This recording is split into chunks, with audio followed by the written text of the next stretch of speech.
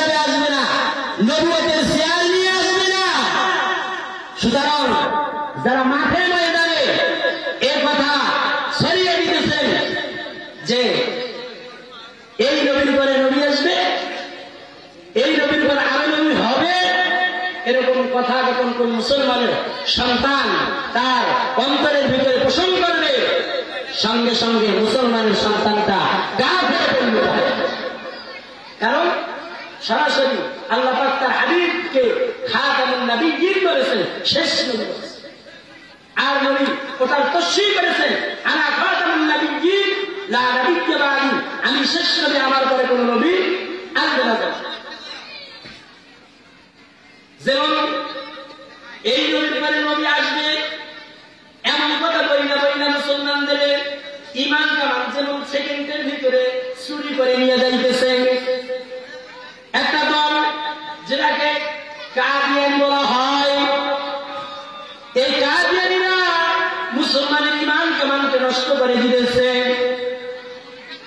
তাদের আকারগুলো মুসলমানের ঘরে ঘরে ঢুইকা দিয়া মুসলমানের সন্তানগুলোকে কাফেরে পরিণত করে দিতেছে।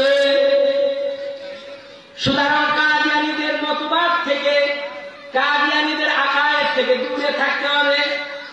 কোন সন্তান, কোন মুসলমানের সন্তান যদি কাদিয়ানী আকারগুলোকে বিশ্বাস করে, মুসলমানের সন্তানটা সঙ্গে সঙ্গে সে কাফেরে পরিণত হয়ে যাবে। আর একটা ফিরকা বের হয়েছে, যেই ফিরকাটাকে হিজবুত তাওহীদ বলা হয়। এই হিজবুত তাওহীদ বর্তমান সমাজে এত ফিতনা ছড়াইতেছে।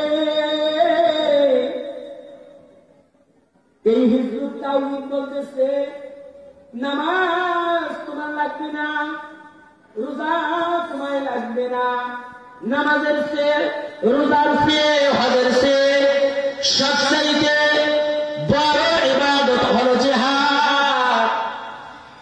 সুতরাং নামাজ বেশি পড়ার দরকার নেই, সে এই কথাটা বুঝাইতে চাইতেছে।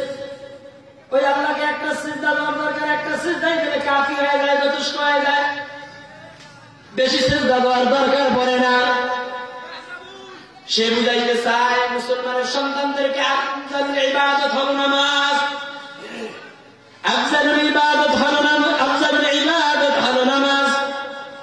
নামাজকে কোন কোন হাদিসে রাসূল ইবাদত বলা হয়েছে, ইবাদতের মূল বলা হয়েছে।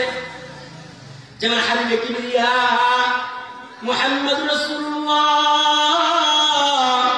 সাল্লাল্লাহু আলাইহি ওয়াসাল্লাম বলেন, আউয়াল মা ইউহাসাবু বিহিল আবদু ইয়াউমাল কিয়ামাতিস সালাহ ফাইন সালাওয়াত সালাওয়া সাইরু আমালি ওয়া ইন ফাসাদাত ফাসাদা সাইরু আমালি।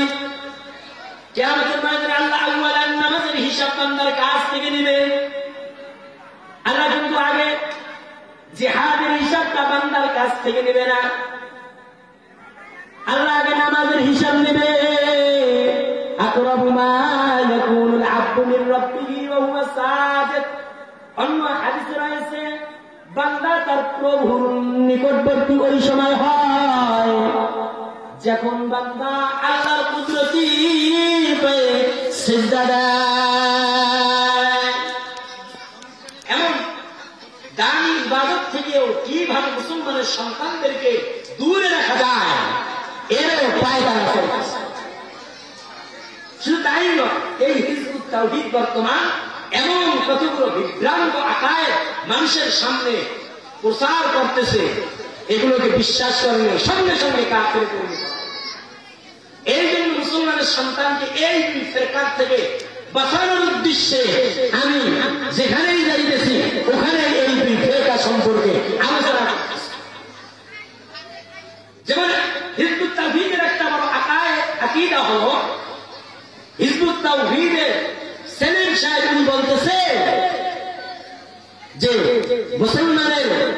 মুসলমানরা যে ইসলাম ধর্ম পালন করে, এই ইসলাম ধর্ম আজ থেকে 1400 বছর আগে পচে গিয়েছে, বলে গিয়েছে এটা খারাপ ইসলাম, এরকম সে তার জবান দ্বারায়, তার বক্তৃতার দ্বারায় এটা মুসলমানের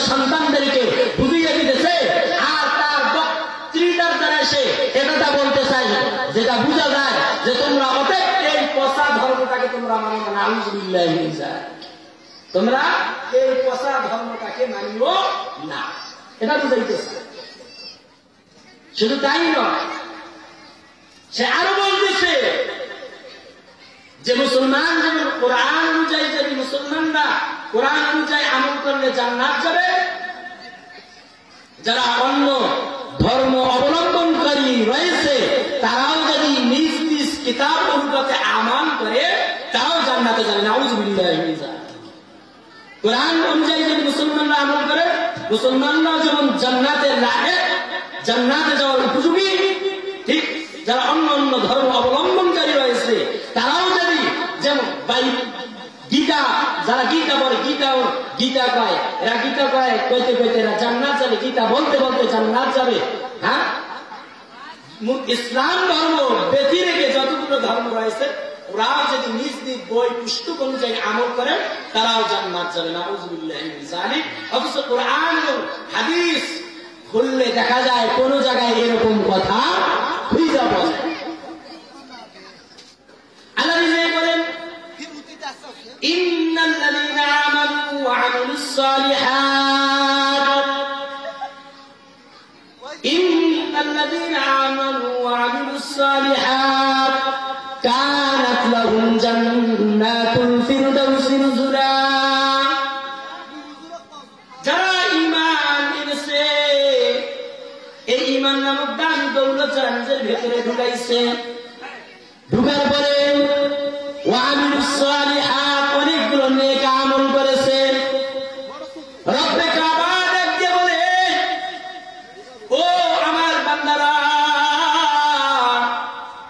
যারা ঈমান এনেছে, ঈমান আনার পরে অনেকগুলো নেক আমল করেছে, ফরজে আইন ইবাদত হলো নামাজ, নামাজ তো বাধ্যতামূলক করতেই হবে। নামাজের পাশাপাশি যতগুলো নওয়াফিল ইবাদত রয়েছে, নওয়াফিল ইবাদত গুলো করেছে। আল্লাহ তাআলা বলে, আমার প্যারা বান্দা, আমি আল্লাহ তাআলা তোমার মেহমানদারির জন্য রয়ে গিয়েছি। সুবহানাল্লাহ। অর্থাৎ আল্লাহ তাআলার পক্ষ থেকে মেহমানদারির ব্যবস্থা রয়েছে।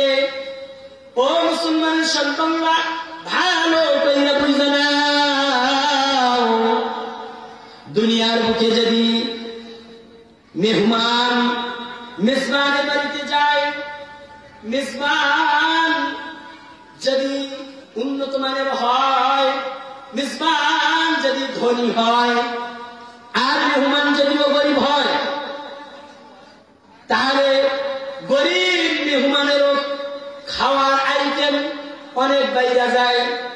কারণ কি, মেজবান হবে ধনী, মেজবান ধনী হওয়ার কারণে মেহমান যতই গরিব হোক না কেন, মেহমান ধনী হওয়ার কারণে তাকে ভালো ভালো খাওয়ার জন্য চেষ্টা করেন। পক্ষান্তরে যদি মেহমান যদি ধনী না হয়, মেহমান যদি গরিব হয়, মেহমানের যদি ধন সম্পদ কম থাকে, তাহলে